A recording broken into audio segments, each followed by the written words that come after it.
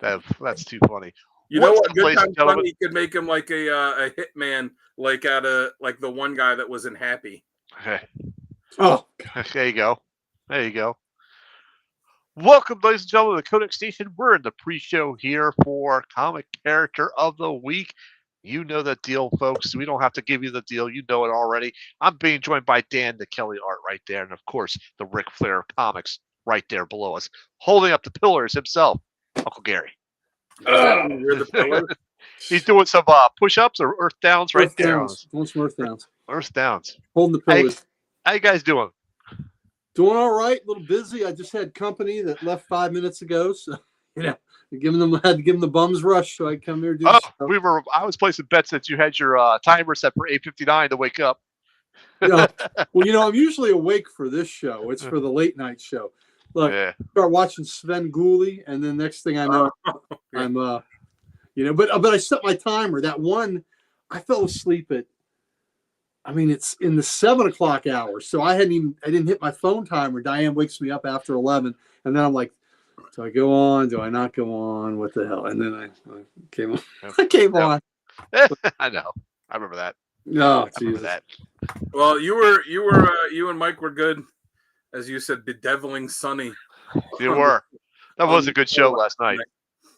I agree with you too. The Batman Deadpool crossover. Yeah, I'll buy it because I like the company crossovers. I like collecting them, and I hope that it sells well enough that Marvel and DC realize if they keep doing them that it will be very profitable. Yes, but I'm not, and the creative teams, other than 3/4 of the creative teams look good, but I just don't like the pairing. Yeah, I'm not really excited about Batman and Deadpool. Like, I'm just not really that big of a Deadpool fan. Like, me neither. I'm with you. Same. I like the movies more than I like his comics.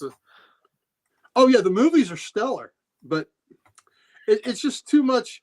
Spider-Man gives all the quips and thwips I need. Deadpool's too much. But if it was Deathstroke and Deadpool, and you throw in Red Tool, then I'm in. Yeah, and I think Mike was right. It'd be a better crossover story-wise with Nightwing and Deadpool, but it would be. That's not going to sell like it is by putting Batman in there. And clearly, it was just Marvel and DC. Like, let's pick two of our top characters and throw them together, regardless of how it actually works. Yeah, I agree. That's exactly what they did, and it's just not a great pairing. How it's just going to get old where Batman's telling Deadpool to shut up all the time. Yeah, I guess it's the completely different personalities playing off each other. But you're right. Like, how much are you going to be able to get out of that? Are you going to be able to get two issues out of that? That's going to be good. Yeah, and Deathstroke and Deadpool. Hey, Richard. Hello, Richard. And Deathstroke would have no patience for him either, but at least he's got his name and he's pissed off that he's, infringing upon his trademark and all that. And that could be funny. Oh. And Deathstroke is much more lethal. What's up, Chris? What's up, Chris? There he is. We got the man. It's looking funny. At Chris making some awesome 3D stuff. Oh, he's showing you the stuff he's making too? Yeah, listen, man. Chris made a 3D person today, and it didn't go as well as he had hoped. So he did some deviant things to it. So that's what he told me. Instead of doing push-ups, Richard, he's got to do some earth downs. That's what it is now.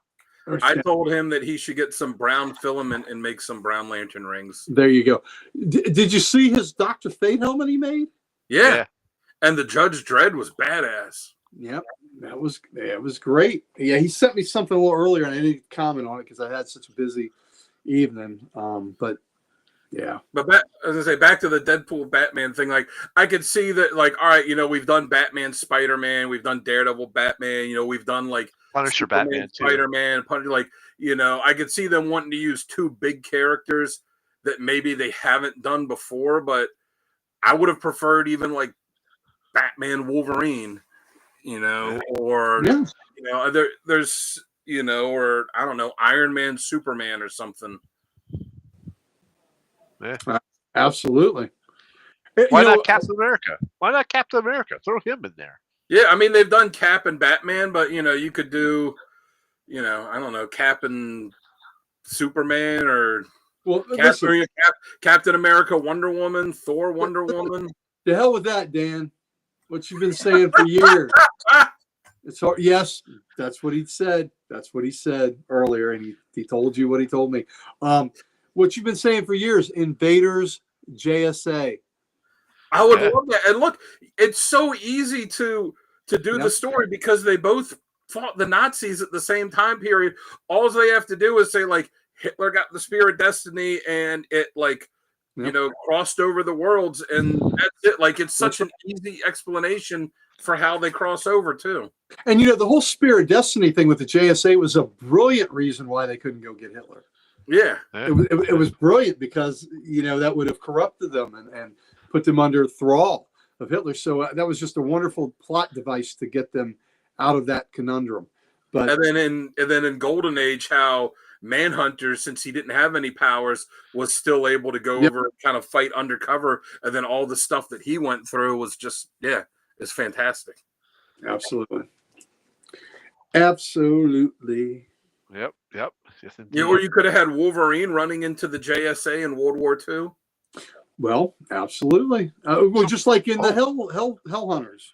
Hey, Richard, what's the dress code on that? What's the dress code on that book? I gotta know. What's the dress code on that book? It's hot in the Savage Land. You don't need to wear much. Oh, yeah, no. Right. I'd say Power Girl and She-Hulk.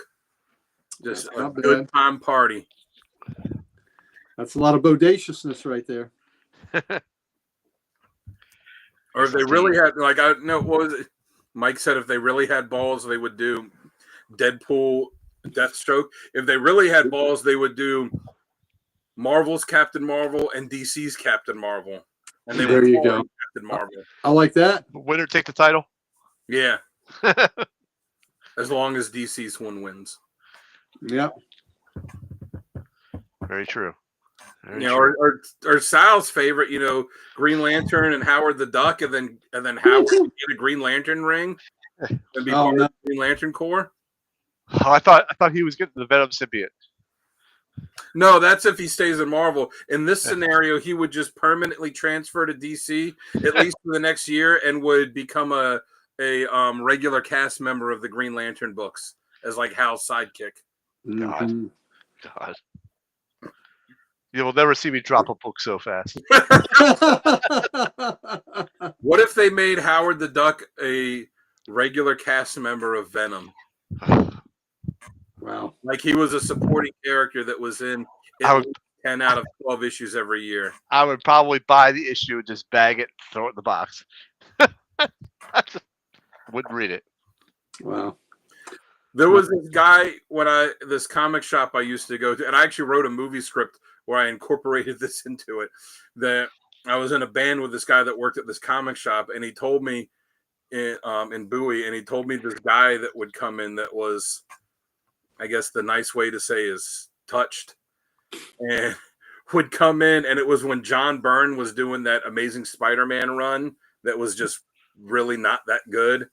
And he said this guy would come in, and whenever the new Spider-Man came out, he would go up to the shelf and just start picking each issue up and turning it upside down and going, "No John Byrne, no John Byrne, no John Byrne." Sal would be doing that. "No Howard the Duck, no Howard the Duck." I would pay to see that. Yep. I would pay to see that. Even a foil cover. Yep. I would still drop it then too. We're gonna strap Sal down to a chair and wire his eyes open like Malcolm McDowell in Clockwork Orange, and just force him to watch Howard the Duck on a loop for 24 hours. Oh well, he does like more psychotic than I already am. He does like Leah Thompson though. We're gonna cut out all the scenes with Leah Thompson. Oh, that's even worse. Have you seen All the Right Moves? Yeah. Oh yeah. Okay. Oh yeah.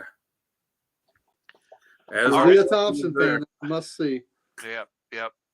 Dennis Miller made the joke once. Well, she had that TV show like Caroline in the City. Is like, why are people watching Caroline in the City? Yeah, I'll tell you why. All right, you want to get some business out of the way then? Huh? Sure. Why not? Let's get some business out of the way. Of course, I am your host tonight, Sal the Slab Guy, coming to you from the Slabatorium right now. Right. Right now from the Slabatorium. And you can always find me on YouTube under Sal's Comic Corner and Instagram as the Slab Guy 77. Of course, the guy next to me over here is the master of Instagram, Dan Kelly Art. Oh, me? Hey, you, man. Yeah. There you are. Yeah, you can find me on Instagram at Dan Kelly Art. Post a few times a week. Posted the inks for the Phantom drawing that I did today, so go check it out, and it is available for purchase. So have your money become my money and get some artwork for it. Yes, and then you can buy some more comics. Yeah, then I can buy more comics. And nothing wrong with that. I'm chasing, but I'll never catch up to this guy that's underneath me. He's the curator of the Library of Comics. He spends more on comics in a week than I make in a year, which probably doesn't say much because I don't get paid shit. And he's coast to coast, bona fide, certified. He's the guy that the boogeyman checks for Chuck Norris before he goes to bed. Checks for Uncle Gary to make sure he's not hiding out ready to get him. So, that was just one unfortunate incident with his wife. I didn't know. But yeah, he is the collection that everyone envies. That's Uncle Gary. Thank you. I was just wheeling and dealing today. What were you doing? Well, my guests that were here, one of my buddies that will be set up at Big Lick Comic Con. He is going to buy all my absolute Spider-Mans, all my absolute Fantastic Four, all my absolute X-Men, 670 books in all. The original Ultimate ones? Mm-hmm. Yep. And we're going to move them out the door. I just, I hit that 60,000 mark, and I think I'm 61,000 or whatever. It's just, I will turn 2 long boxes into a few books. Now, is he getting all the Ultimate stuff, like the Ultimates and Ultimate Avengers, all the miniseries? So he's taking the whole line? Everything. 2 full long boxes, 670 books. The only Ultimate stuff I didn't have in there was I had already moved Ultimate Fallout a few years ago, because I turned that with the first Miles and a few other things into House of Mystery #1. Nice. Oh yeah. So like I'll tell you, I can get a Miles book whenever I want. I can buy one. Yeah. House of Mystery 1, I have not seen one since. So, and it's a 5.0. It's a graded 5.0 House of Mystery 1 from 1952. Yeah, good luck finding that one. So, I made the right choice. Very good. So, Very anyway, good. Wheeling and dealing. If you want to, all right, Chris, you have a good night. What? We gotta run. We were talking Thunderbird. He's bailing. Oh, come on, man. That man, Alicia. Text the city on. He wants to watch that. He just created that companion. They'll wait for you. Golden Girls are on loop now, so that he's watching them. And I'll have to tell you why Chris has a grudge against Wolverine because of them killing Thunderbird because of Wolverine. So we'll talk about that, I'm sure, during the show. But he has a grudge because of that. But yeah, you check me at Comic Logic. We're Loudoun County, Virginia's only comic book store. I am there every Wednesday getting my weekly fix. Me, Mighty Mike Harbor, Rob Kalin. We're getting that 4-color ink right in there, baby. Right in there in the blood veins. And it just pumps you up, like Arnold would say. That's right, baby. Because you start lifting a single comic, then a stack of comics, then a short box, then a long box. And when you're stacking them to the ceiling, next thing you know, you are jacked and you are packed, baby. Do some push-ups still. But Comic Logic, come see us. Let's say real quick. You mentioned Arnold. I saw a funny story about him when they were talking about the making of Terminator 2 and how like 90% of the stuff on the motorcycle was a stunt double because he had a problem like riding it and doing the shotgun stuff and because he's so muscular too. And there was one scene where I guess at the beginning where he comes down the street and like makes his turn and they thought he was going too slow, and James Cameron comes in over the James Cameron's telling the story. James Cameron comes in over the mic, is like, "Oh, hey Arnold, yeah, that looks great, but can you come around a little faster and can you get the motorcycle to make a little tighter turn?" And Arnold comes back and goes, "Not with me on it." Dude, there you go. Not to be on it. Hey, to thine own self be true. He knew. He knew, man. He knew. Comic Logic, we're set up this week at the Dulles Expo Center at the Big Lick Comic Con. So if you're there, come see us. We'd love to have you. There's a lot of great vendors there. Be a cool guest. Another big muscular guest that'll be there will be Lou Ferrigno. So, nice. And nice. I hear Lou Ferrigno's a hell of a good guy. So I've heard nothing but stories about people telling it how nice he is. Yep. So Lou Ferrigno will be there, and then a week from Sunday, we will have the one and only Jim Calafiore or Jim Calafori, however he pronounces it. I'm not 100% sure. Yep. Ned, Lord of the Pit, self-published book of his. He will be at Comic Logic. He'll be signing copies. He will also be signing. He'll also be doing quick sketches for people. If you have a blank sketch cover you buy from us, he'll do a quick free sketch for you. If you want something more intricate, you'll have to pony up a little bit of cash for that. I'm not sure what his rate will be, but come see him, meet him. He, besides Ned, a long distinguished run on Aquaman with the late great Peter David that he did. Exiles, he had a great run on. He did California did Leaving a Megapolis, which was a cool book with Gail Simone. He also has had storied runs, with both companies. Secret Six, he had a good run with. Batman Underground, which was a really cool 9-issue Batman miniseries that he did. So Jim Calafiore, really cool, artist, and we're honored to have him in our store. So come see us if you're in the Northern Virginia area on Sunday, June 8th, 11 o'clock. Currently, Defenders of the Earth. Yep. And he did when they did that Blackest Night thing where they did one final issue for all those books. He was the one that did the last issue of Suicide Squad. Oh, very nice, very nice. So, which I realize I don't have. Oh shoot, got to get that. Yeah. Well, come see him. We'd love to have you. And then also let's give some love to Comic Character of the Day, site founded by Archduke Kevy, being run right now by Dan Kelly. And Dan Kelly giving us great characters of the day, giving us great random panels of the day. Between me and Talking Geek, one of us usually will throw a cover of the day up. Sometimes you even get a bonus cover. You get two. So, come enjoy that site. It's where we all became acquainted. So it's got important historical significance for the Codex Station. So please do that. And now, without further ado, let's kick it up to the man in red up there in the Slabatorium at the cool, chilly. What temperature is it in there? It's a crisp 39 degrees. 39 degrees. There you go. The man. Gotta keep the slabs nice and cool. Well, thank you, Gary. I appreciate that. Head on over to thecodexstation.com. Check out all the merch that we sell there. Meet the team. So much more. Uncle Gary designed it. It's amazing. I'm in all of it. Every time I see it, I just like, oh my gosh, I wish I was that good at webcam. Uncle Gary's all that stuff. Which is all everybody knows. That's a load of horse crap. Where's the on button? What'd you say? Where's the on button again? I don't know. That's all I know. Where the on and off button. What you've done with Sonny, I loved you giving us billing on Sonny's show now. That was great too. Yep. So we've got titles now for when Dan's on, he'll have one for him. When I'm on, I'll have one for me. And I wasn't sure if I should make one just for you when Mike is not on with you. Yeah. I guess you could. It's easy enough to knock up. Yeah, so. With Mike's schedule. I love the fact that our lettering was bigger than his, and we let him know that. We let him know that. I said, "Look at that, Mike! We got bigger billing than." Top, you're like on the marquee, Yeah. Well, also, Gary, we got all those. What do we got that we want to give to everybody? Listen, even though got a fresh cut and all that, I'm still dripping with the socials, baby. Everybody on the Codex Station is. We have all those damn socials, and we'd like nothing better than to give them to you, baby.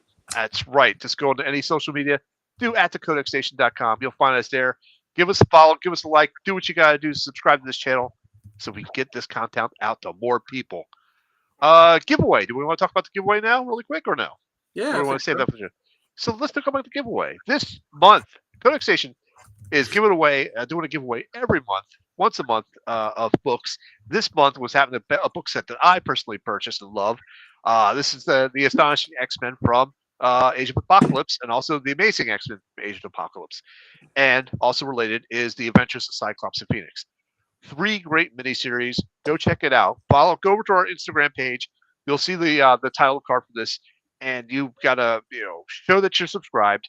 If you become a member, you're automatically entered. But if you tag a friend, you get an extra entry. If you tag 5 friends, you get 5 extra entries.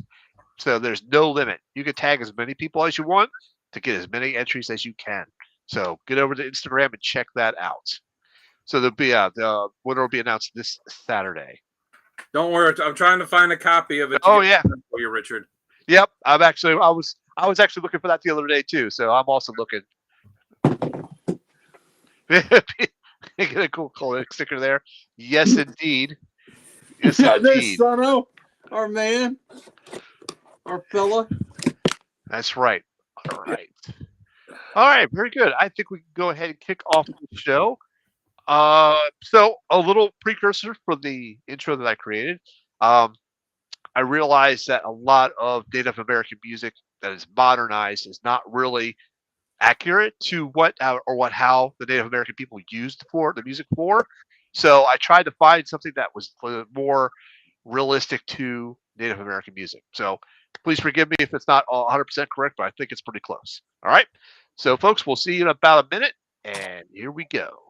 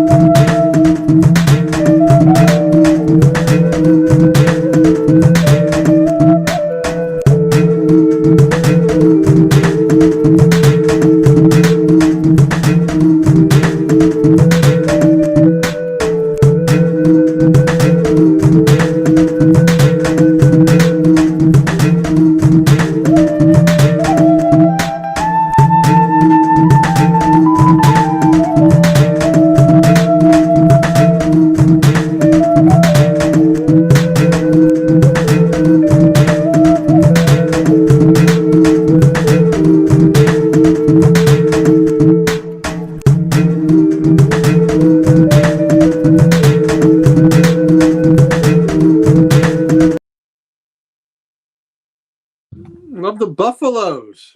Thank you. I'm trying to be more realistic to the character and their history. So anyhow, from the battlefields of Krakoa to the heart of the Apache pride, they fought for family, justice, and redemption. One rose like thunder, the other forged his path through war.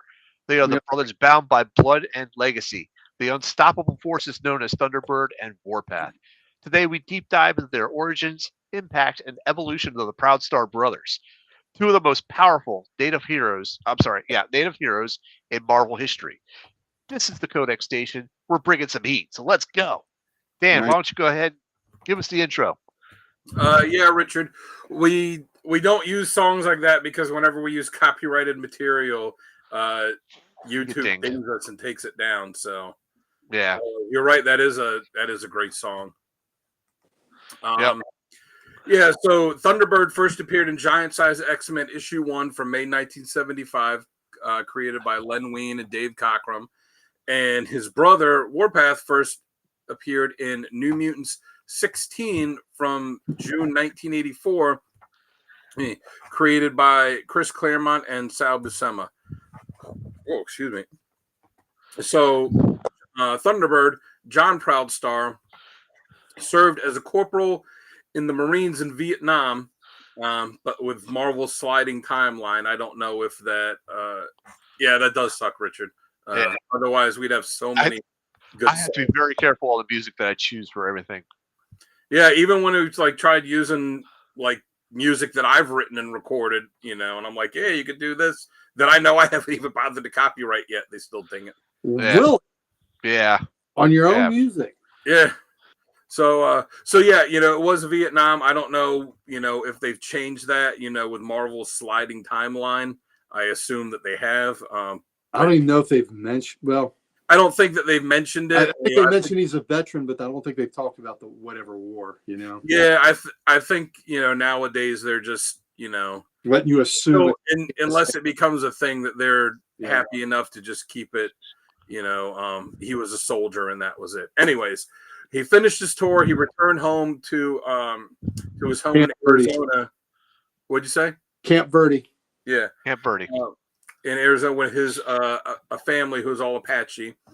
He was then recruited by Charles Xavier to join his new X-Men team to go save the original team that had gotten captured by Krakoa. He joined and he helped rescue the original team from Krakoa, but he died on their second mission fighting Count Nefaria. Now, his younger brother, Warpath, James Proudstar, blamed the X-Men for the death of his older brother. So he ended up, when he got a little older, he joined the White Queen's Hellions, and he, then took on his brother's costume. He leaves the Hellions, takes on his brother's costume, kidnaps Banshee, and lures the team into a trap in the same place where his brother died, with the intention of killing him. When he confronts Xavier, he begins to have doubts and, finally admits that he was wrong. And then back at the mansion, Xavier, is going to let him and the Hellions, that were with him go. And he offers to have him join the New Mutants, but he turns him down out of loyalty to his fellow Hellions. So he goes back to them. Later on, he leaves the group and returns to his family's home in Arizona. Cable offers him later on to join the New Mutants, and again, he turns him down. Then after he is on a trip to New York for a meeting, he returns home and finds his entire family, his whole tribe, is murdered.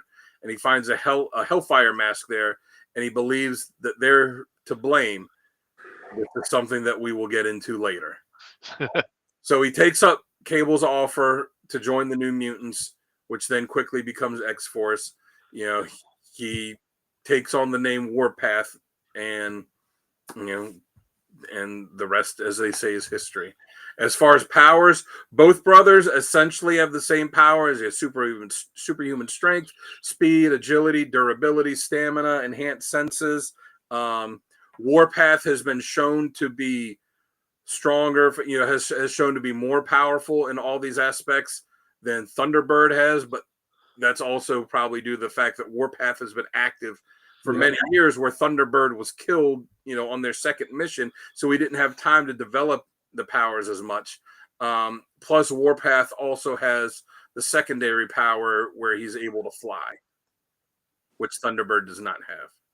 But Thunderbird has also shown the ability to tap into this, mystical Thunderbird.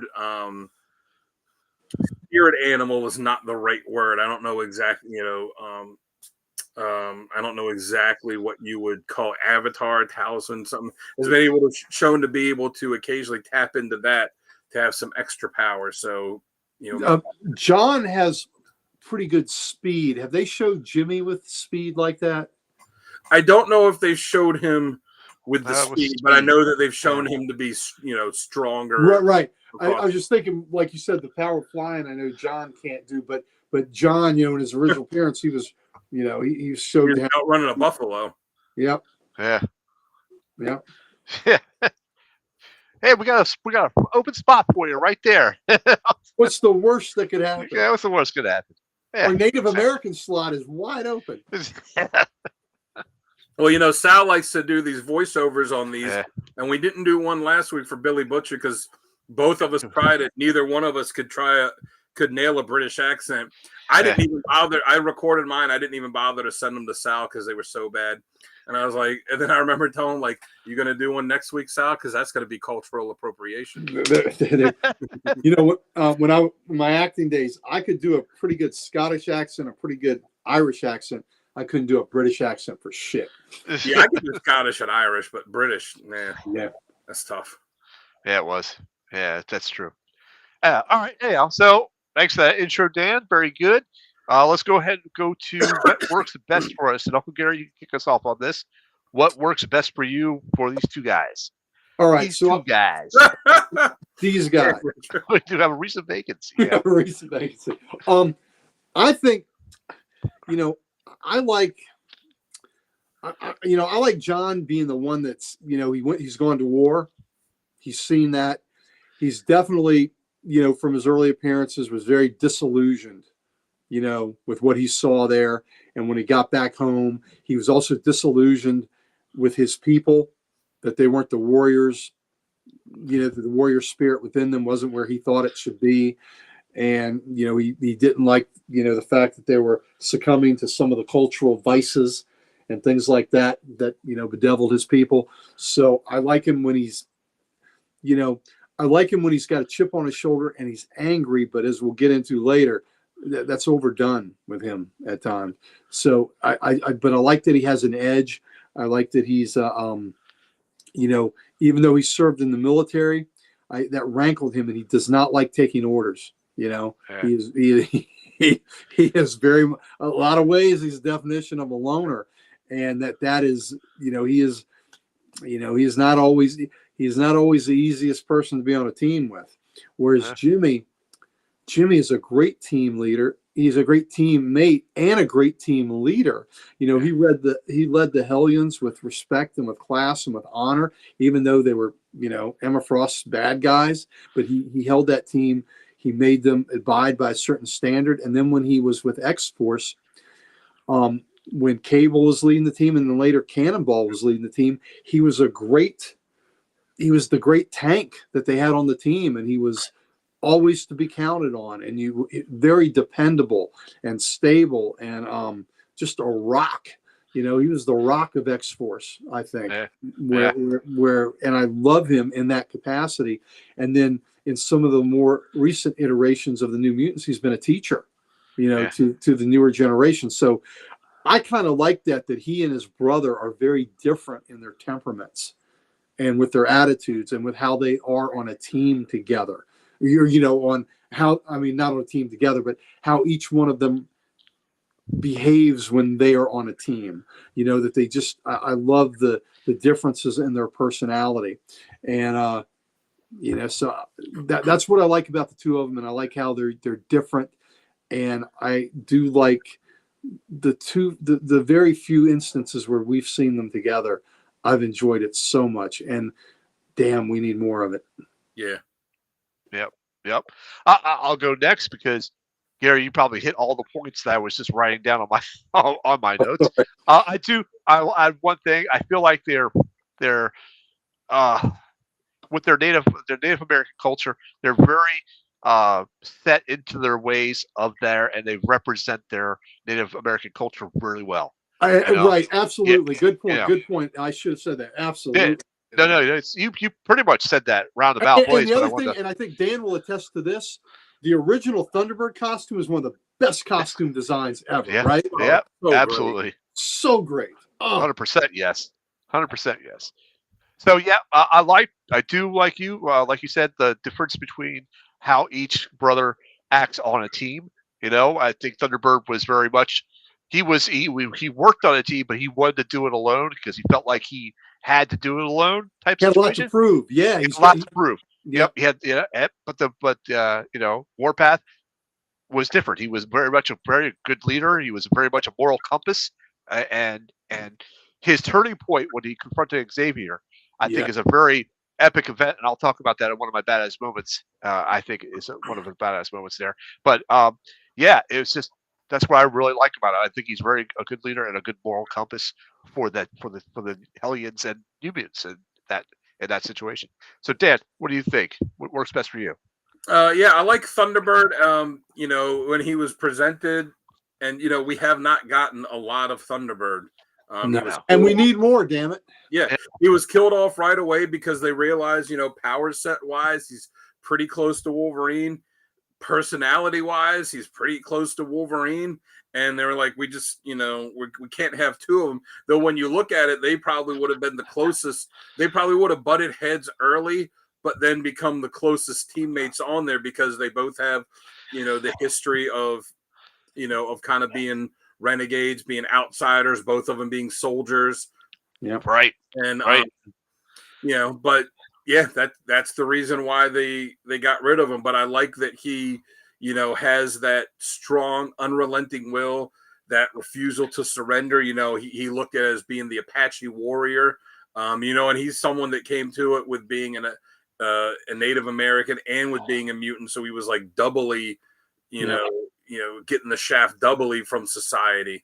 So I like that. And then with Warpath, like you guys said, he's so, he's similar in a lot of ways to Thunderbird, but he's more even keeled, and he has that dedication to his friends where he's never going to let someone down, and he's always going to be there for him. He's been the Hellions, the New Mutants. He's been on X-Force, the X-Men.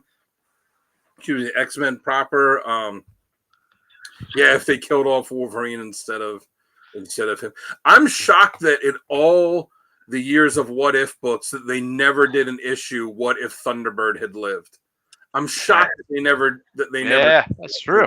Its character's gotten short shrift, and again, that is why they killed him. Chris always had a grudge against Wolverine because he loved Thunderbird, and the reason Thunderbird was killed was just the characters were too alike. And like you mentioned, they would have been.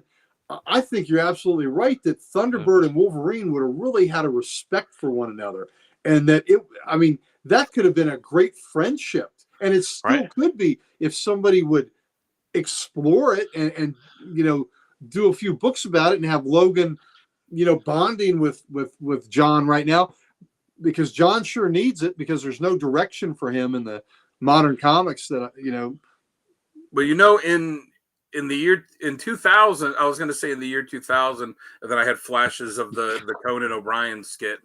But in 2000, Scott Lobdell and the artist Aaron Lopresti did a 2-issue miniseries about Thunderbird that focused just on him, and Marvel never published it. But I think they completed 2 issues, and if you Google it, you could find all these. They definitely would have torn it up. Oh, but yeah. if you Google it, you could find all these completed pages from issue 1 and from issue 2 that Lopresti had done, and then they completed it. Marvel's just decided not to publish it because Chris Claremont had just introduced a new character that was using the name Thunderbird, who is was stupid and has since faded into obscurity, as he should have. And Claremont did his own, was it like X-Men Blackthorn or Blackbriar, something like that, did this miniseries around the same time that was supposed to focus on the all new, all different team, though I don't remember seeing Thunderbird in it at all. And so they scuttled this 2-issue thing that Lobdell and Lopresti had done with him, which is disappointing because, it's only 2 issues, but for a character that hasn't gotten a lot, 2 issues is pretty big. Well, look how long they waited to resurrect them, where they're resurrecting every other damn mutant. And I was saying for years, okay, they've got this thing where they can bring all the mutants back. Why the hell haven't they brought back Thunderbird? Well, when they finally did bring him back at the end of Trial of Magneto, it was because Scarlet Witch did her whatever spell, and they said, well, now we have access to bring back all these mutants that we couldn't have before, that died before Cerebro was a thing that could imprint take their imprint and stuff. And I looked at it and I went, yeah, I guess so, because he was the first X character to die, and the first X-Men to die, and that was well before they would have had anything record on him. So I'll at least give them a pass that when they got that bit of storytelling nonsense out of the way, he was the first one they brought back. Okay, very cool. All right, so let's go ahead then and jump to badass moments, and I think I'll go first on this one. So I have several, but I mean, we're going to go with Thunderbird first off. Just dying valiantly in X-Men '94. Against Count Nefarious. Just think that's just in itself is a badass moment. Doing the big sacrifice type situation. With the successful Wolverine Deadpool, and do a Deadpool with Thunderbird and Warpath instead of Batman. Maybe so. So for Warpath, I got one where he takes on the Demon Bear in X-Force, and he takes on the supernatural Demon Bear that's connected to Danny Moonstar, and he doesn't blink. He jumps into it just with his knives alone, and that to me that's an epic badass fight right there. Another one is where he's taking on Strife. He takes on Strife in Messiah War 2009. And even though he's outmatched, he doesn't matter. He's willing to give it all, even die for the mission. But he can still giving a god-tier villain a run for his money. So I like that one. And the last one I have, I'll talk about it here for a little bit. Warpath's turning point from revenge to being more of a team player, team leader, and moral compass. It's when he finally faced off with Xavier, and I think Xavier was actually depowered at that time. He had no telepathic ability, so he would have been Warpath would have had no problem, taking him out like that. And he had 193.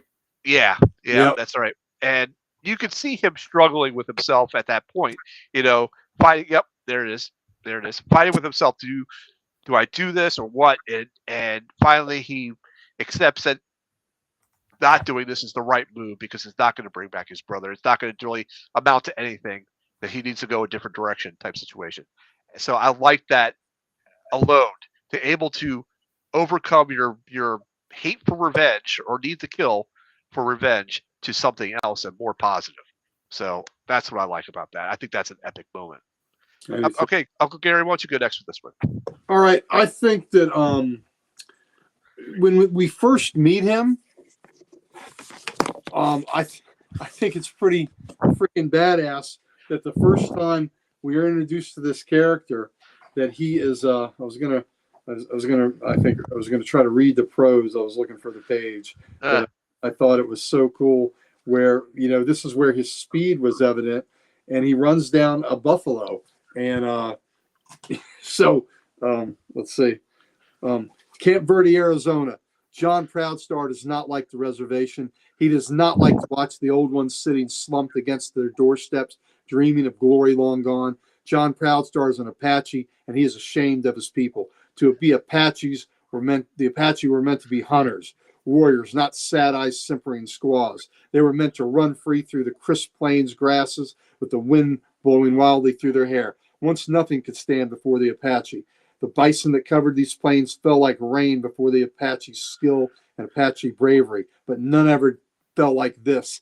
And then he races alongside a bison, grabs it by its horns, and slams it down. And he says, "There, horned one, do you see? There's still a man among the Apache." That is just badass. Listen, sure, it's cool to fight a supervillain, but you're talking about a damn bison, a train, and those things are big, but they can move, they can motor. And he tracks this thing down, races alongside it, grabs it by its horn, and races it, and just slams it down. And the character's just got so anger. He's just got such anger in him, and I just think it's such a cool scene. And Xavier comes up on him. "You got a cripple, get out here." Not that it matters much. "You got 5 seconds to vamoose, White Eyes. I don't want your company, especially yours." And and Xavier's saying, "You're a mutant. You're needed." And he said, "You can stuff a cactus, Custer." "The white man needs me. That's tough. I owe him nothing but the grief he's given my people. Now beat it." He goes, "I offer you a chance to help the world. You turn your back on me, then perhaps what they say is true. Perhaps the Apache are all frightened, selfish children." He goes, "Okay, that does it. Nobody calls me a coward, mister. I'm as good as the next guy. Hell, I'm better. You give me a chance, I'll prove it." And see, that's the thing. Proudstar had such a chip. He was easily manipulated. Yeah. And that's kind of to his detriment that he was. But I just dig his attitude, right? I mean, I think his attitude was probably worse than Wolverine's, really. Yeah. Wolverine worked for his government. Yeah, exactly. Proudstar is an ass. Yeah. And he won't call Cyclops. Cyclops calls him One Eye. Cyclops tells him a million times, and he still calls him One Eye. And then he calls Banshee, he just calls him Irish. Yep. When he in 95, when he fights Count Neferi and he dies, the thing is, it's kind of thing he didn't have to do that. Banshee was begging for him to get off the plane, not right. But Proudstar had such a rage, and this is my other badass moment. He had such a rage in him that he goes, "Once Neferi gets airborne, there's not a crate on this mountain that can stop him." And he says, "Well, maybe a man, maybe not a plane, but a man can do what a plane can't." And he goes, "And Thunderbird is just that man. don't go away, baby, because John Proudstar is coming to get you. And he's a man that don't give up. And Banshee's trying to get off. I can stop him with a sonic blast. Get off. And he won't do it. And Thunderbird, Xavier gets in his head. And he tells him, butt out, Baldy. I'm through taking orders. I've been a loner all my life, Xavier, an outcast, dumped on by everybody I met. But I'm a man, Xavier, a warrior of the Apache. And today I'm going to prove it. And he just keeps pounding away at the airplane until he causes it to explode. And he dies in the process. I mean, there was no surrender. There was no retreat. He knew what he was doing. Yeah. And it didn't matter. The ends did not matter, whatever, and he died. And I mean, like Dan said, that was really the first, the Mimic died, but that's not the same as having a true member of your team die. And that was just horrific. The last, but he went out like a warrior, went out like a man. He went out on his own terms. He went out on his own terms, knew what the risks were, wasn't going to stop because he had something to prove. And if it took him dying to prove it, then by God, that's what he did. And, so putting the buffalo on the ground, doing that. And then the last thing is in the giant size X-Men Thunderbird issue, he goes back home after he's been resurrected to Camp Birdie. And a lot of his people had been taken prisoner by the local police force. And he gets into he goes to the police office, and he's in uniform, and he tells them to release his people. And this one cop with a really bad attitude says, what should I do that for? I'll just have to release them all for being drunk tomorrow. And Proudstar says, that was a great scene.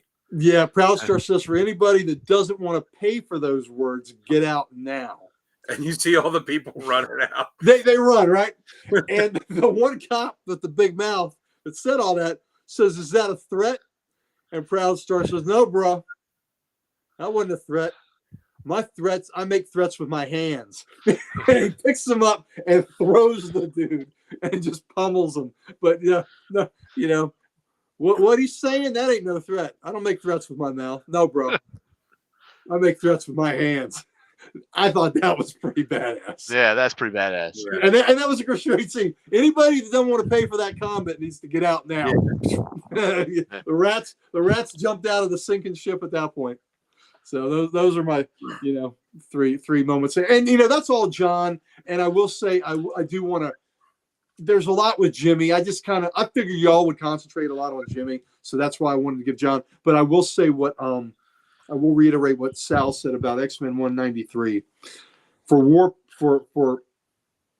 Jimmy, who led his whole, even when he was leading the Hellions before he had this confrontation with Xavier.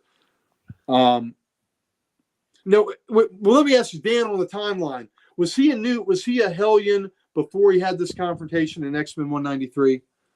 Yeah, because he had first appeared in New Mutants, and he was the same Hellion suit that all of them were, because they actually they had the picture, but that was before 193, right?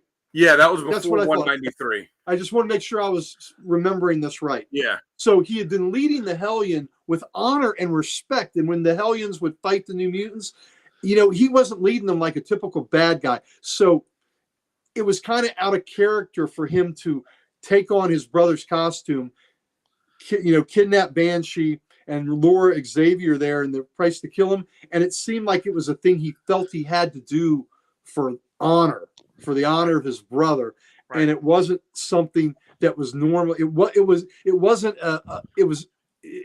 something that was part of his nature. I think it was something he just felt he had to do, even though it was against his nature. But even doing that, he had such pride, he had such anger and such resentment toward Xavier. And he's going to see this through. But the fact that he was persuaded and he changed that anger and put it into something different, I think that takes a hell of a lot of courage to do that. And that was a wonderful book. That was a wonderful issue. And I will say, I didn't get the time to reread it this week, and I'm sorry I didn't. So I'm going on just the wonderful memories I have of this and how it was powerful and how it had a lot of respect for his brother and how Xavier was still haunted by John's death. And Right. he was in his mind, you know, he was there. So he experienced that death, you know, as a really close bystander because he was in Proudstar's head when it happened. So, I just think it was a wonderful, wonderful writing on that book. And it was a wonderful moment of Jimmy realizing that wasn't the way to, you know, that just wasn't the path for him. Path for him. Right. And he also kind of blamed Banshee too, because he knew Banshee was there. Like, yep. You know, and you think about it, like Banshee could have easily just flown in and just grabbed him and be like, "You're not listening. You're being obstinate. Like, we're not letting you do this." Yeah.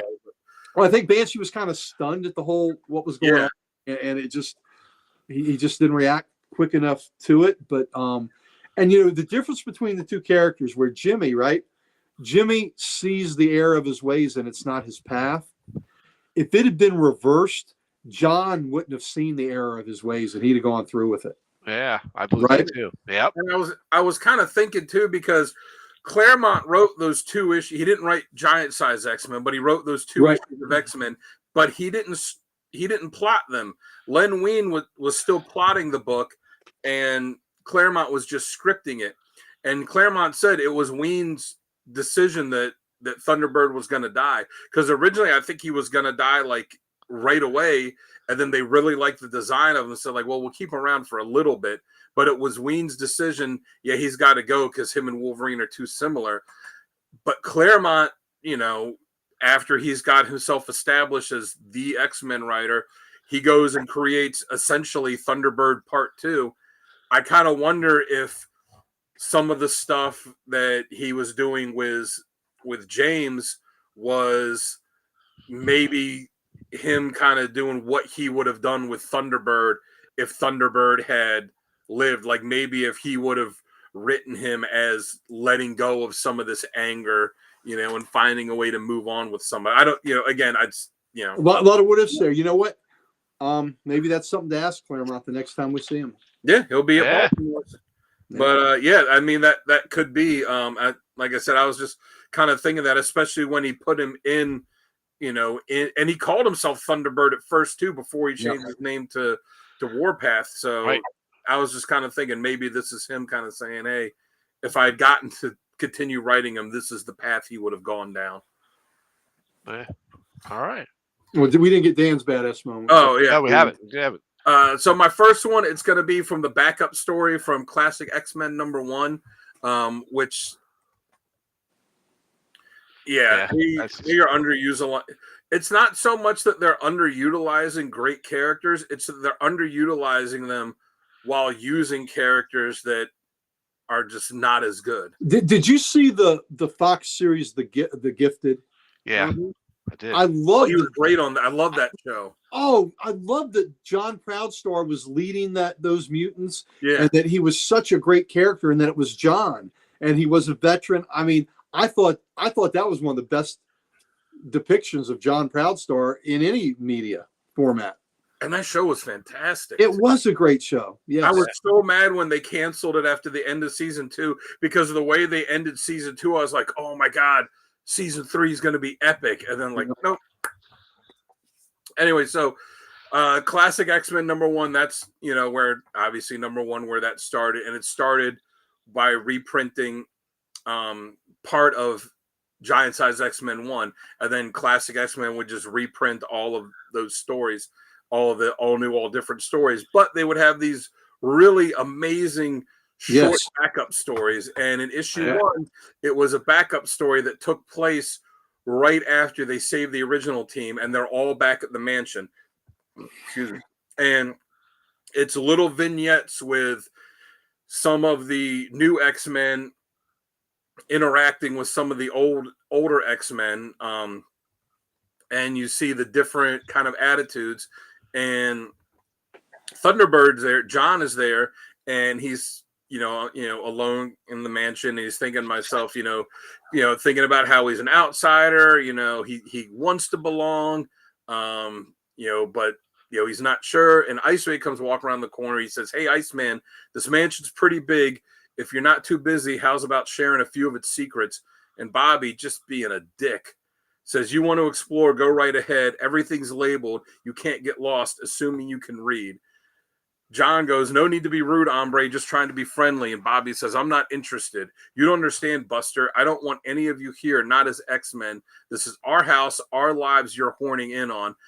Bobby ices up, blasts him with ice, and says, "You haven't the right. You don't belong." And blasts him and covers him in ice. And said, "Why don't you take the hint and go?" And John just stands there and he goes, Professor asked us, Iceman, that gives us the right. We're here. We mean to stay. You can't handle that, boy." And then you just see this like really, really badass drawing and pose, and you just see him like break out of the ice like that and goes, "You can't handle that, boy. That's your problem." There you go. Yeah. It's just a little moment, but I thought that was badass because he's, trying to find a way to fit in, and he's the one extending the olive branch. And it's almost like personalities are shifted with, him acting like you would expect Iceman to act and Iceman acting like you would expect Thunderbird to act. But he's just like, he's just got an attitude like, "Look, I'm not going to take your shit just because I was here, just because you were here first." Yeah. And then it cuts to a vignette of Wolverine meeting Jean for the first time. Right. So my next one is excuse me, X-Force number 74. As I mentioned in the origin, Warpath had thought that the Hellfire Club had killed all of his tribe. He'd figured out before this issue 74 that they hadn't, confronting White Queen, and, had figured out, that they hadn't, that the mask was planted there, kind of as a ruse to mislead him. And so eventually, this is when they're in the middle of this storyline called Road Trip. Yeah, he was a good character. Yep. And there's this guy that you would see in earlier another story, which we'll get to later, who John and James, when John was still alive, had found out had been experimenting on people, exposing them to radiation, like his grandmother, his mother, and that essentially that's why they were born mutants. And he finds out that this guy was essentially, the one that was responsible for killing people, and that he did it basically on behalf of Strife. And he fights him at the end of 73. He gets injected with this stuff that kills him. And then in 74, he goes into this kind of afterlife, Blackheart's realm. And he not only survived death, but, Strife, who at this point was dead then, he fights and beats Strife. He basically confronts Blackheart and tells him, like, "You're going to let me go." And Blackheart's, "All right, man." And gets Blackheart to release him and, all the people that, all of his teammates that had kind of gone there with him. And he finally found out who it was that killed his people and got his, his kind of, I don't want to say revenge, but, got his closure on that. So I thought that was a pretty good one. Yep. And then in Chaos War X-Men, it was a 2-issue miniseries. Yep. Where all of these dead mutants were brought back. It was Thunderbird, and the 2 Stepford Cuckoos was Esme and Sophie, Madrox, Jamie Madrox, and 2 of his clones, Banshee, Moira McTaggart. I think that was all of them. And Thunderbird like immediately takes charge and is all right, do this. And some of them kind of question him. He's like, F you, I'm in charge. So he's leading them. He takes charge of the group. And it's when, this Chaos King is attacking them and, is using all these crows and coming out and just taking them out one by one. And, multiple man's making, copies of himself, and they're all getting savage. Sophie or Esme is already dead. The characters are getting taken out, and he kind of uses the power of this Thunderbird. Like I said, I don't know what you want to call it. I forget exactly how they referred to it in there, but uses the power of this like mystic Thunderbird totem spirit animal, whatever, and uses it to completely beat back the Chaos King. And they even say at the end of it, it's like, yeah, we won. We bought the rest of the world, a little bit of time to, to be able to take care of business, and end all this. And when he first brought back, he kind of has this memory of an earlier storyline, Necrosha, where he had been brought back and kind of been made a puppet, but he wasn't a puppet at all in this. And I just thought it was badass that it's like you're finally seeing the potential of this character, and what could have been. And I'll throw a bonus one out too. It was from Giant Size Thunderbird.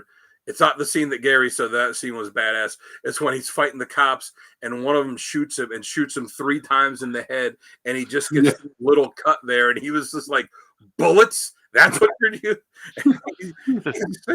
Basically saying, like, you're shooting me in the head with bullets? Like, what kind of bullshit is that? It's not going to do anything. Yep. That's classic. All right, so we go on to our next segment, ladies and gentlemen, which is critiques and criticisms and what we don't like. Uncle Gary, do you want to go first on this one? Sure. The critiques and criticisms, the most glaring one is, why in the hell aren't you using this character, Marvel? So that's what I have. Right now, he's in the Weapon X-Men book, I think. I have not read the latest issue, but he's kind of raged and pissed off and kind of out of control in it. We'll see where that goes. And Wolverine's on that squad too, so it'd be nice if maybe they could bond. But they don't use him enough. And like Dan just mentioned, that power he had with the Phoenix, maybe with the totem. I think that was the only time they've ever used that power, right? As far as I know, because he didn't have that at all in his original incarnation. Right. I've never seen Necrosha. I've never seen that used again. There's so much potential with this character. Why aren't we using it? Like we talked about earlier, it's one of the greatest costume designs ever. And when they brought that god awful blue thing that they put on him for a while, that was just a terrible costume. I mean, I was happy to have a Thunderbird story, but this is, even this isn't the original costume. I grabbed this Warpath. It's close, but the original, better than the one he had with those stupid shoulder pads. Yeah, that wasn't great either. But ow, the not using. And then the other thing is, I think, to make him always angry all the time, always pissed off all the time, he's too much of a one-note character when you do that. Let's give him some depth. Let's explore, why he's always so angry right now. Let's talk about these issues. And I know being dead can piss you off, that's for sure. But when you do write him, don't make him a one-note character. So I really enjoyed the Giant Size X-Men Thunderbird story a lot. There's a lot more we can do. Like, Dan and I each had a great badass moment from that book. And he's a badass character. And, there aren't, enough Native American characters that we're using. And here you got a great one. Use a great name, great costume, great heritage. Let's go, man. Well, Power Girl's a whole nother level, Richard. That's a whole nother thing. And the end of that Thunderbird book too, when he's raging out and gonna take this guy out and his grandmother, because he knew, like, all my people are dead except for my grandmother, who had, like, divorced my grandfather and moved away. And she tells him, like, basically don't give in to the rage and and all that. And he kind of lets go of it a little bit and is like, all right, I'm not gonna beat this guy to death, even though he's done all of this terrible stuff. Like, so they were starting to give him some character growth. And in Chaos War, he kind of developed a little bit of a, looked like there might be a little bit of a relationship with the one Stepford Cuckoo Sophie, where you even said at the end, when they're, going back to being dead, he's like, maybe, if we come back, get resurrected again, hopefully it's for real. But he said, like, he felt at peace then that he had accomplished what he was supposed to. And he kind of told her, like, maybe me and you in another life. And, but, like, so there's more to him there. Right. There's more to him than just rage. And like I say, I'm happy that he's in the new Weapon X-Men book, but he's just kind of been raging out in it. And he was an X-Men Red, and I think he gave Vulcan a beatdown, which was pretty good in that book. What's the next one? Red. Okay. There you go, Richard. On point. He just destroyed adventures. Get laid a few times. He'll be okay. Like always. That's right. You know what? When you get laid a lot, that does take a little bit of the edge off. And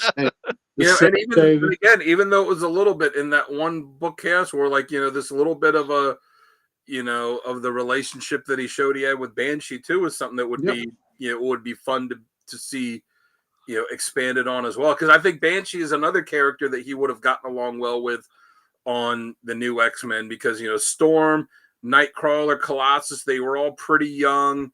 They were from different backgrounds, but Banshee was an older guy that had been a cop, had been around. Wolverine was an older guy that had been a soldier too.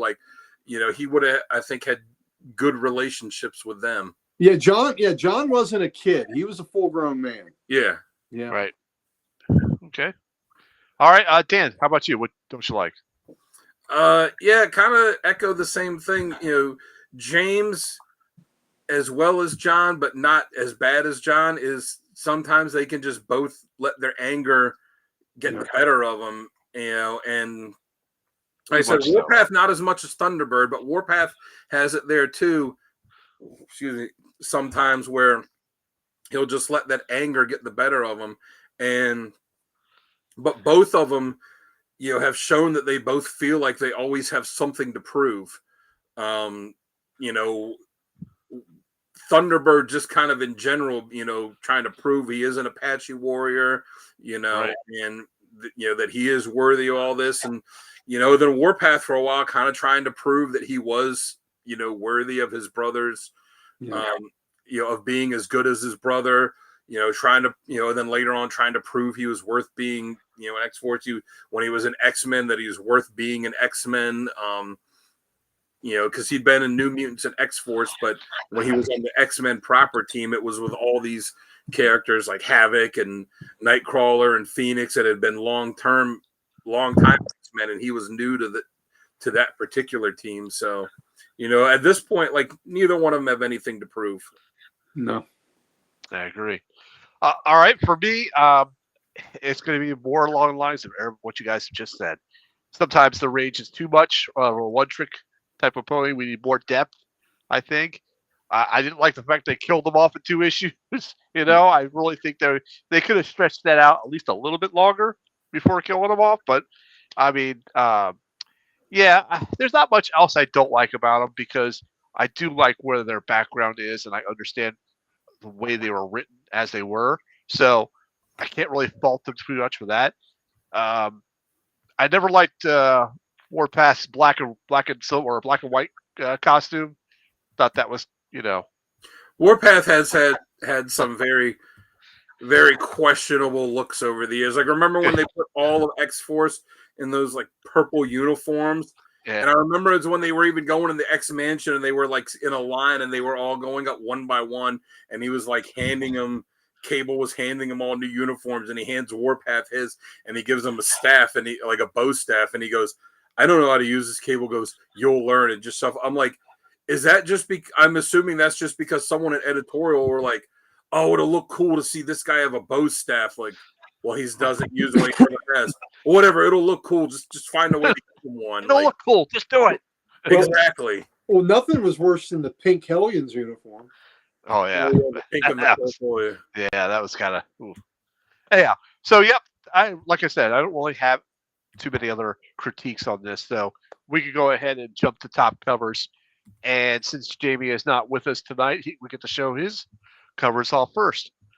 Let's see, where is his name? There it is. Top covers for Jamie. Boom. Excuse me. He went with X-Force 2, and looks like it's giant size X-Men Thunderbird variant, and then of course the number 1 issue as well, the A cover as well. That A cover is great. Yeah, the A cover is badass. Yeah, it is. I mean, that could have been a badass moment right there. Yeah, absolutely. All right. So, Gary, got your covers up. You ready? Yeah, let's go. Right, there you go. All right. So the one, that badass cover we just discussed, that's Giant Size X-Men Thunderbird, cover A, Ken Lachey, great cover. The one in the middle, I just wanted to show one of them together. Yeah. And I just love that. And that's with John coming back from the war and his little brother Jimmy there that just idolizes him.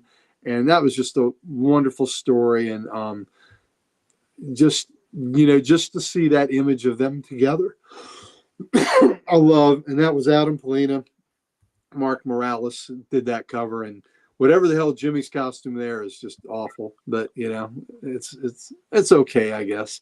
But and the one on the right, that's the one with the shoulder pads, very Rob Liefeld-esque. But that was the Weapon X #5, cover B, and that was the Jim Lee. That was from the trading card he did. But that's still a pretty cool Jim Lee cover. So yeah, it is. Yeah, still badass pose and everything. Yeah, still badass pose, and he's just a freaking tank. Yep. And for the most part, that's the classic costume. Right. All right, Dan, are you ready to just show off your covers? Yeah. Yep. Look at that. There we go. And I love the Chaos War one. Yeah, I considered that. That is so cool. Yep. Yeah. Yep. So originally I did have the Giant Size X-Men Thunderbird one on there, and then last minute, like literally a couple hours ago, I had messaged Sal and like, look, I don't want to be a dick, but can you switch out covers? Because I knew that other cover was still being picked by a couple of you, so I knew it would be represented. So I wanted, with my covers and with my stories, I kind of went the same way. Like I have one that's Thunderbird, one that's Warpath, and one that's both of them. So the X-Force -1, that's a story that is, from before Thunderbird joined the X-Men. So I like that it had both of them on there. And as far as I know, it's the only cover that does have both of them on it. I think so too. Yep. Yeah. And you see both of them in costume, but then you see him, underneath there too, where he's, in his soldier clothes, and, and James is just, just a kid, like idolizing his brother. Yeah. The middle one, X-Men Chaos War #2. That's just badass. Him pulling himself out of the grave. You see Proudstar real big on the tombstone. His eyes are glowing. The knife in his mouth. You see the Native American imagery on the ground right in front of him. Yep. He's just lifting himself out of the grave and just looking pissed off and ready to kick some ass. I was like, man, you talk about a striking cover. That is a great cover. Yep. It is. And then the one on the far right, Uncanny X-Men 476. That's Warpath, and again, he's got the knife in his mouth, but I like how you see him also pulling that knife from behind his back. He's got the head of some robot that he just it's like a sentinel up, in one hand, and you could tell he's got that look in his eye, like, all right, I did this to him. Now I'm coming for the rest of you. Who's next? Yeah, exactly. And it just looks badass. And even though this didn't make my recommended reading because I couldn't find anything on there I wanted to drop off, X-Men Chaos War and that storyline Rise and Fall of the Shi'ar Empire, both of them excellent stories. Chaos War for Thunderbird, and he's one of the main characters in it. For Warpath for Rise and Fall of the Shi'ar Empire, awesome storyline. Yeah, 100% on that. Okay, so let's go ahead and jump to my covers then. Where am I? There I am. Boom. Yep. So Chaos War, I went with #1 because I liked them coming out of the flames. It was really a toss up between 1 and 2, and I went with #1 on that. But that's just pretty awesome. Yeah, and he's front and center leading them. Yep. Oh, I can't pronounce this artist's name. Pagulan. Carlo Pagulan. We're gonna go with that. But it is just pretty awesome. I love that. That New Mutants cover, that's #29, the A cover. But that's just pretty badass. Because he's there fighting Dakin, and that's just pretty cool. I like it looks like he's good, going toe to toe with Dakin, which is awesome. And of course, I went with X-Men number 95. Can't go wrong with this one because you got Thunderbird right there in the front, I almost bottom did left. that one, and I'm so happy you did. Yeah, I was really close to picking that one too. Yep. And just Cockrum. but bam, he's just finishing off a left hook. Man, this is awesome. I love it. All right, so those are my covers. There we go. And we're back. But the next thing we want to talk about really quick is the giveaway. One more time, the giveaway for the month of May is the Asasi X-Men mini, the Amazing X-Men mini, and the Adventures of Cyclops and Phoenix mini. Go over to our Instagram page, check out how to enter. It's really easy, and there's not a limit on how many times you can enter in. So go over there and check it out. Make sure you read that post and do all the rules that's required. So go check that out. All right. Thanks, Richard. They were very cool covers. Mm-hmm. All right. So for our next thing we have is essential reading. And Dan, do you want to go first for essential reading? Yeah, throw it up there. Oh. All right. So mine is kind of a hodgepodge where I put a bunch of stuff together. I did too. So my first essential reading is Giant Size X-Men 1, X-Men 94-95, and Classic X-Men number 1, the backup story, which I talked about in the Badass Moments. Those 4 issues pretty much give you everything that we had on Thunderbird for a long, long time. Like that was it. Everything, so that's essential for him. And again, I went with this the same way I did with the covers. One that focused on Thunderbird, which was that one. One that focused on Warpath, which is Classic X-Men 3, the backup story, and Uncanny X-Men 193. So I won't talk too much about that because I'm sure it's, Sal or Gary or both of them have it. But the backup story in Classic X-Men 3 focuses on after Thunderbird had died and, the X-Men brought his body back and his body goes missing. And the X-Men are like, we got to find it. And his parents don't seem too concerned because they kind of know what happened.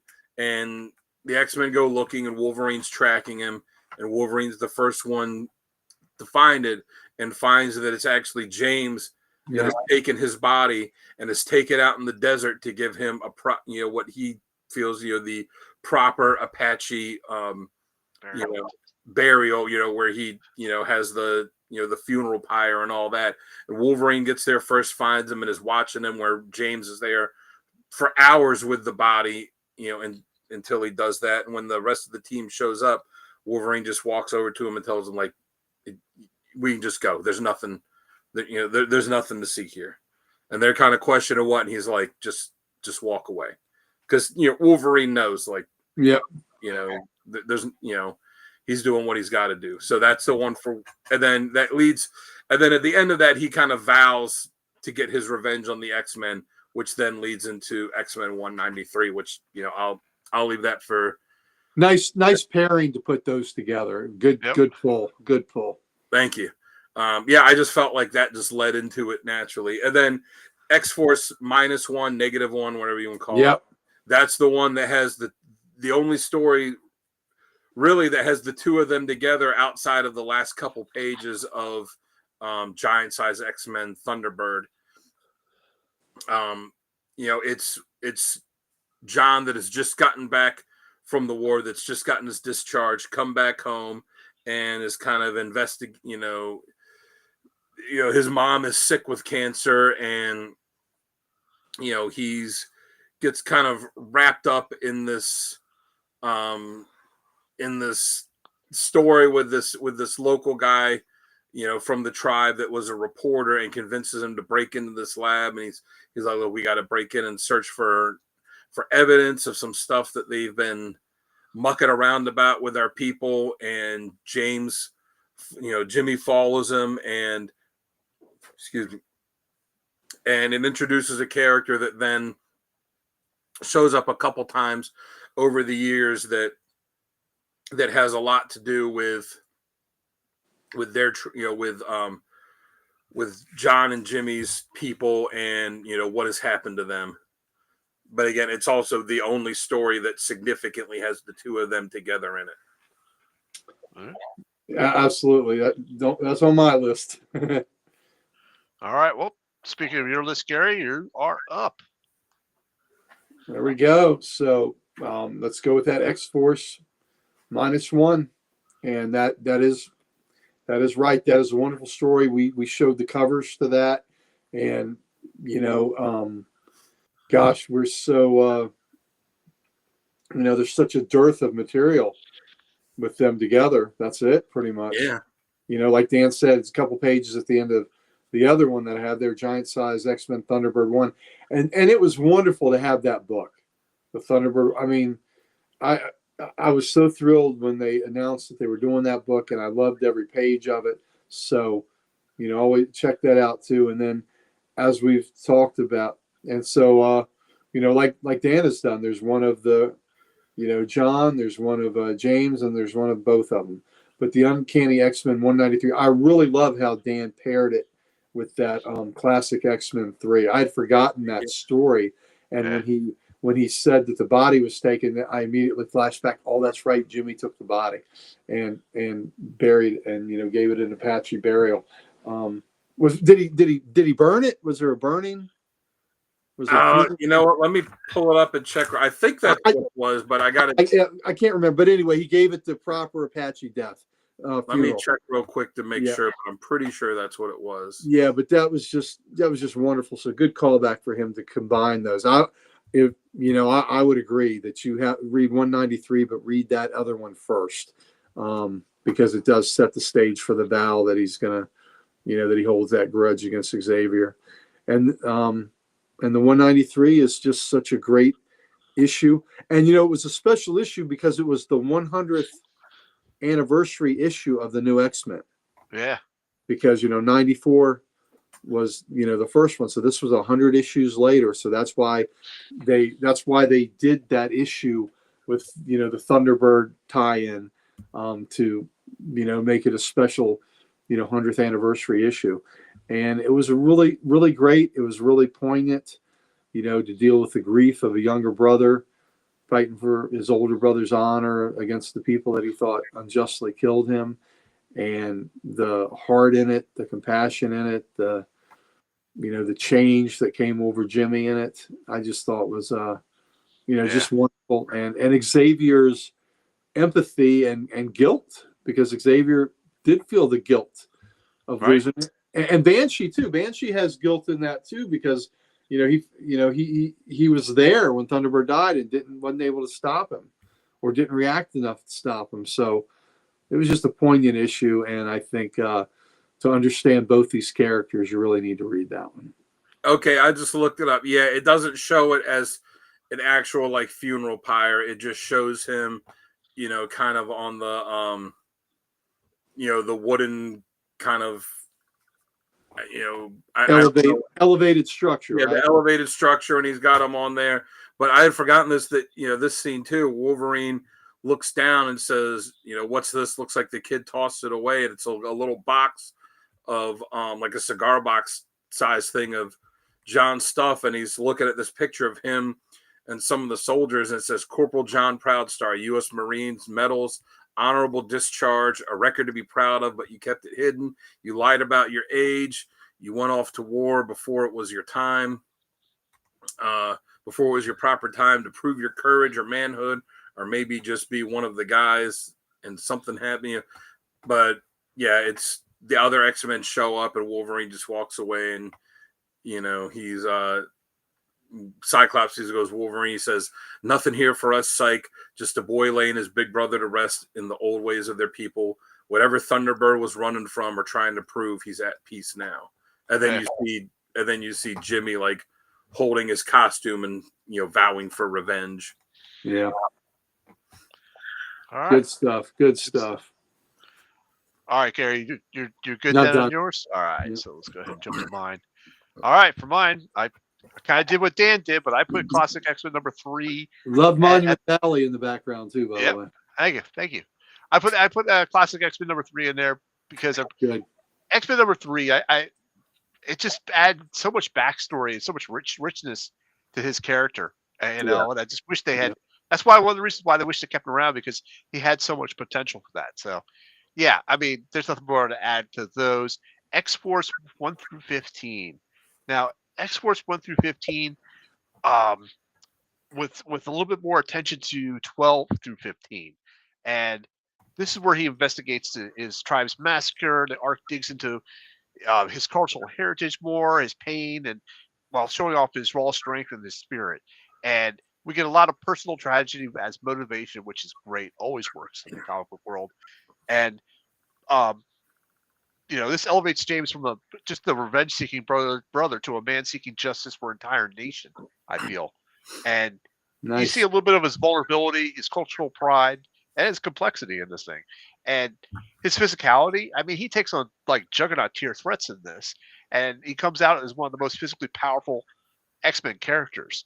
And like we said before, and this echoes this in this story, he's got the moral compass and leadership. You know, while Cable's leadership was violent and strategic, James is more the emotional core of the team.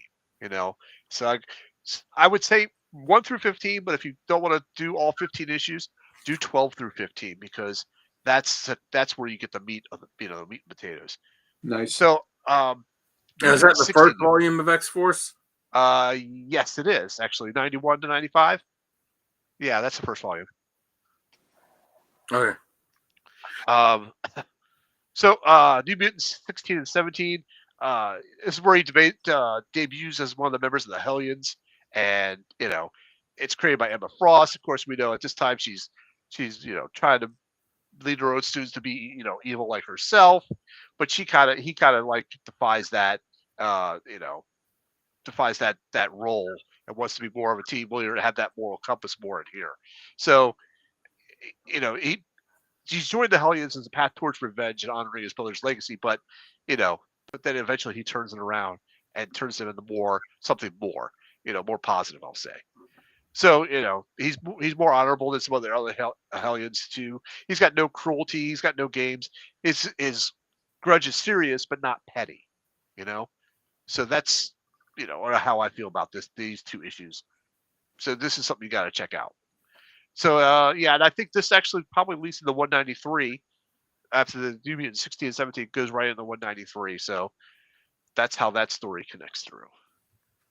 Very good. All right. And seeing these little, like you said, in the classic X-Men, these little vignettes, it shows that there was more to Thunderbird than just this pissed off, angry guy. Like there's also this sense of, him trying to find somewhere where he can belong. And right. Even giant size X-Men Thunderbird, it's the same thing. Like it's just, it's this guy that just feels like he doesn't have, he's trying to find the place where he fits in, the place that he's supposed to be at, He doesn't really feel that, on the reservation. He doesn't really feel that in the X-Mansion, he's, and I think everybody at some point in their life has kind of felt that, like, I don't, whether it's, correct or whether it's just being angsty, but like everybody's always has at some point had that feeling like I don't belong where I'm at now. Like, that restless kind of spirit of trying to, feel like you need to go somewhere else. Yeah. Yep. All right. So this brings us to our next segment of Best Writer and Artist. I'll go first on this one. I did have a tough time choosing, but for Best Artist, I think I went with Mark Silvestri, and with Greg Land being a very close runner-up to that. And for writer, I went with Fabian Nicieza as my writer, and with Chris Claremont being the backup on that. But I figured everybody's going to choose Chris Claremont, and you're not going to be wrong choosing Chris Claremont, but I wanted to choose somebody else, so I went with Fabian on that one. How about you, Dan? Who'd you pick? Well, I picked two writers and two artists, so I picked a writer and artist for each character. Yeah. So for Thunderbird, I went with Claremont. He didn't write Giant Size X-Men 1, but he wrote 94, 95. He wrote the Chaos War miniseries. He wrote those backup vignettes in classic X-Men. Yeah. So, the bulk of what we've gotten with Thunderbird has come from him. And, like I said, I especially feel like in those little kind of backup vignettes, we got the inkling that there could have been more to this character. Should have been more. Had he been allowed to stick around for a while. So I went with Claremont as the writer for him, and I was leaning towards Dave Cockrum for artist. And again, there's not a lot to pick from when you're picking just Thunderbird. Right. But I ultimately went with Doug Brathwaite. I really like the way he drew him in the Chaos War series. Yeah, that was good. Yeah. And then writer for Warpath, for writer, I went with Ed Brubaker. And for artist, I went with Billy Tan because I liked what they did with him when he was in the Uncanny X-Men book. He was in it for that that one storyline said the rise and fall of Shi'ar. Yeah. But he stayed in that book after that, because that story takes place in space. He stayed in it with the team after that, through the next following storylines for a while, and I like how they worked with the character, and especially the first issue of that storyline when Xavier's going around, he's like picking his different the different characters that are going to go on this space mission, and he goes and is talking to James and getting him to come on this mission, and James kind of says, why is it you're picking me? I'm not one of your I'm not one of your core guys. Why is you picking me? And he tells him, he's like, that's true, but I'm picking you because, he mentioned someone else, and he's like, true, but nobody has ever hated me as much as you have. None of the other X-Men have ever hated me as much as you have. And of course, he as we established, he worked past that, but still. Yeah. Very good. So those are the two teams I went with. That's a good idea, picking two for each one. I should have done that, but I did not. All right, Gary, how about you? Yeah, I went with Thunderbird. Dan's right. Most of the stuff you got is from Claremont, but even though Claremont didn't plot those issues, I still couldn't give him the writer since he killed the character. That he had a hand in it, even though he was doing what he was told. But I really enjoyed that Thunderbird one shot giant size X-Men Thunderbird. So I went with Steve Orlando and Nyla Rose because just on the strength of that one book. Yeah. And as for my artist, I'm going to give it to the originator, and part of it is because of that great costume design, and that's Dave Cockrum. Fantastic. Fair. Good choice. Yeah. I mean, look, how much have we talked about the costume tonight? How great that is. So I'm going to give Cockrum some love there. And then for Warpath, I'm going to give that to Chris Claremont because all the great moments with Jimmy were written by Claremont, Yeah. And I also will agree with Billy Tan as for the artist. So very good. Yeah, because unfortunately, X-Force did have, they had Greg Capullo like early in his career before he really developed, the style that we know him on now. But there were a lot of bad artists on X-Force in the 90s. Yeah. I don't know what it was where Marvel just seemed, even though that book was selling well, where they were just like, oh, we got a crap artist, go dump them on one of our top selling books. But and Liefeld was okay, but I didn't want to give him any love. Yeah. Liefeld's not a great storyteller with his art. Liefeld's, I'll draw an action pose. I'll draw, that has questionable at best anatomy. I'm trying to remember how Hagen phrased it that one time. I think I actually saved it. I got to look it up real quick because it amused me so much. I was like, I'm gonna remember that, and I'm gonna use that. I'm gonna use that line in a story. And I just gotta. When he was talking about he said it's just a haberdashery of quasi-human anatomy. Nice. I was like, God damn, that's good. A great way to describe Liefeld's art. That's so true. That's so true. All right, then, ladies and gentlemen, I think this wraps up this episode tonight. Thank you guys for your covers and stories and badass moments. Awesome choices as always. Thank you to everybody in the chat for joining in tonight. Always appreciate you guys as well. Don't forget about that giveaway. And next week, we're going to be covering Captain Cold. That's our pick for next week. Captain Cold, nice. Captain Cold. Yes, indeed. And don't forget, ladies and gentlemen, check us out Saturday night, Comics Unleashed. So, check out our pools and what backies we picked up this week. And I think special guest this week. Special guest Brandon from Mon Comics will be on. Yes. Mm-hmm. Yes, sir. All right, then. Until next week. We will see you all next time. Have a good one, folks. Later.